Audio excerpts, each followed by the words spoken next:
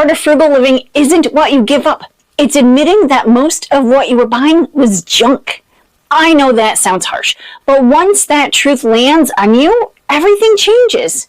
Not your spending, your eyes. You walk into a store and you can't unsee it. And that shift changed more about my life than any frugal tip ever could. So today, 8 things that actually changed when I started frugal living. And these aren't tips. These are the thoughts underneath every frugal habit I have. The stuff that made the habits stick. And speaking of sticking, stick around to the end because I'm sharing something personal about what this really means at 53. Something I don't usually talk about. Number 1, and honestly, this might be the most important one. I found freedom from other people's opinions about how I spend. Most of us spend money we don't have on things that we don't need to impress people we don't even like. I know that sounds like a bumper sticker, but sit with it for a second. How much of your spending exists because you're afraid of what someone might think? The brand of coffee on the counter, the car in the driveway, the clothes that say, I'm doing fine. When I started frugal living this way, the curtain came down. I realized I was spending to manage other people's opinions of me, and honestly, most of those people weren't even paying attention. Have you watched Schitt's Creek? If you're a superfan like me, then you'll know the line when David is taking his driver's test and Alexis says, "Nobody cares, David." I can't tell you how many times I've said that out loud and even more in my head. The free thing I gained was permission. Permission to spend on what actually matters to me and cut everything else. And I'll come back to what that really looks like in my life at the end because it's more personal than I usually get. Then I learned to sit with my feelings instead of shopping through them. This one snuck up on me. I'd have a bad day and I'd buy something. I'd feel overwhelmed or bored and I'd order something. Not because I needed it, but because buying felt like doing something, like I was solving a problem. But here's the thing.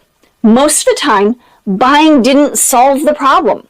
It created a new one. Now, I had stuff to store, stuff to maintain, stuff to feel guilty about later. I stopped seeing products as solutions. The shift was learning to just sit with the feeling instead of reaching for my wallet. And listen, I'm not going to pretend that's easy, but it's real. My friend Kate told me once, I shop when I'm bored, and I'm bored a lot. And I thought, yeah, that's exactly it.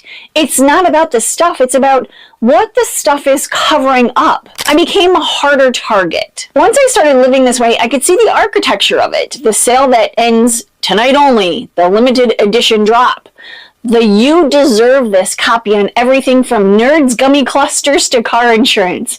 I became harder to move. Not cynical, just clear. And that's the word my community used for it.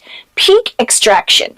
The whole system is designed to extract from you, and once you name it, it loses power. Now I learned where to invest so I could spend less overall. You know the saying, it's expensive to be poor. Buy nice or buy twice.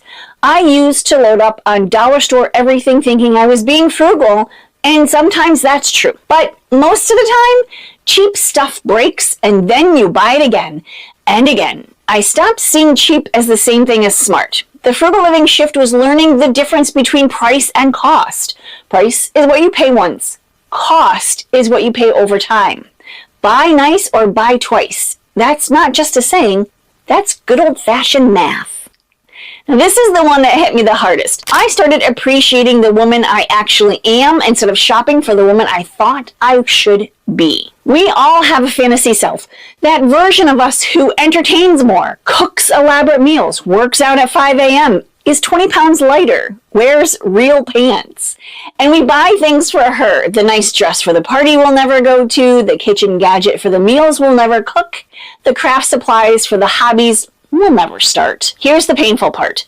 Buying for your fantasy self isn't just wasting money, it's a constant reminder of who you think you should be but aren't. When I stopped shopping for that version of me, I started getting to know the real one, and she's pretty great. She just doesn't need a fondue pot. Now, I know this sounds like I'm just talking about stuff, but stick with me because the next few are where this whole frugal living thing started giving me something back instead of just taking things away. I got my time back, and I mean all of it. This one changed everything. Frugal living gave me time, not because I found a hack, but because I stopped spending hours shopping, researching purchases, returning things, which was a huge one, organizing what I bought, and managing my clutter. Convenient spending wasn't buying me time. It was stealing it. The biggest shift? Never leaving home without a car snack, a water, and a packed lunch. You may have heard me say this before, but I'm serious here. It sounds so basic, but it eliminates the drive-thru, the gas station snack run, the I'm starving, let's just grab something, unhealthy moments that cost $15 and make you feel terrible. When food is already packed, that decision never even comes up. I found real joy, and it wasn't in an Amazon cart. This is where it stopped feeling like sacrifice and started feeling like a gain, because the dopamine of new wore off in about 48 hours, but the joy of a slow morning, a good meal, a clean kitchen that lasts, cooking at home, eating on your patio, playing music that you like. We traded innocent joy for consumption joy somewhere along the way. And I think a lot of us feel that loss, but can't name it. Nothing feels worth it anymore when everything is just stuff. But when you strip it all back, that's where the real stuff lives. And I saved this one for last because it genuinely surprised me. I stopped being afraid of the word frugal. For a long time, I thought frugal meant cheap. And people have made comments about that in the comment section. It's embarrassing and it's something that you hide, but what you need to be when you were poor. But frugal living taught me that frugal isn't about having less.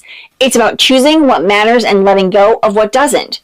The habits that cost us the most don't feel like mistakes. They just feel normal. And once you see that, once you really see it, you can't go back. It's like putting on glasses for the first time. Everything comes into focus. Before I let you go, I want to share something personal. Now, I've heard that once a woman reaches midlife, she stops caring so much about what people think. She becomes who she wants to be, or maybe who she was always meant to be. As a 53-year-old woman, I feel this to my bones. Frugal living isn't something I do anymore. It's part of who I am. It's deep-seated in my personality at this point. But here's what I want you to understand.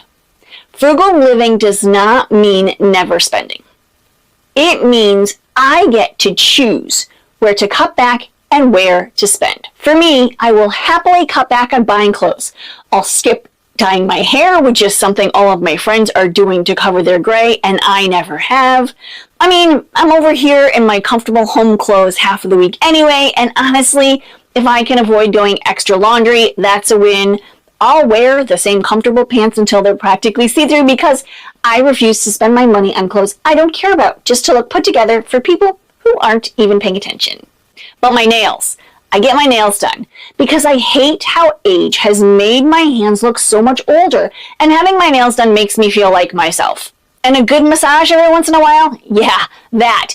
Because my body hurts because of menopause, and I feel better when I have one. And if those in my life or strangers don't love that I make those decisions, well, that's okay. My husband's okay with it, so I can live with that. Because frugal living isn't about what other people think you should do with your money. It's about what you decide matters.